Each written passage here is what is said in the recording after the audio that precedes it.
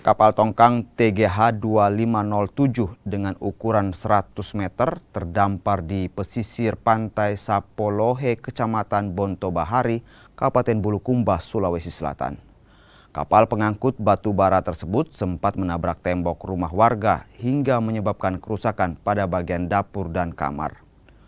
Usai menabrak, kapal tersebut diikat di batang pohon kelapa agar tak terombang-ambing saat gelombang pasang.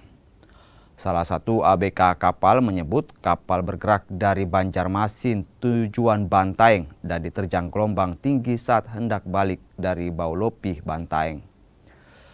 Kapten kapal akhirnya memutuskan untuk melepas tali tongkang yang memuat 11 ABK. Ketika kapal Tekbot Sanle 37 dalam kondisi miring 60 derajat dan nyaris tenggelam. Dari Banjarmasin tujuan ke Baulopih. Bawa batu bara. Nah, setelah itu kita balik dari Baulopih tujuan Banjarmasin. Mulai di Pulau Kabaina sana sudah dihajar ombak sama angin sampai di penyeberangan Pulau Selayar. Nah, setelah sampai di lewat dari Pulau Selayar sampai di Taeng, di situ sudah dihajar ombak sampai 4 sampai 5 meter. Angin sekitar 35 knot.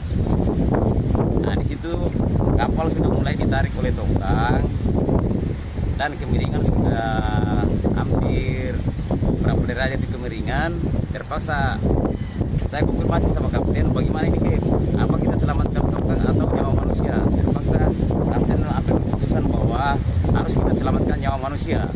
Nah, disitulah kami ambil keputusan untuk putuskan tali toing untuk bebaskan nyawa manusia. Jadi kapal kami ini minta perlindungan sama JT di Nikel Bantaeng.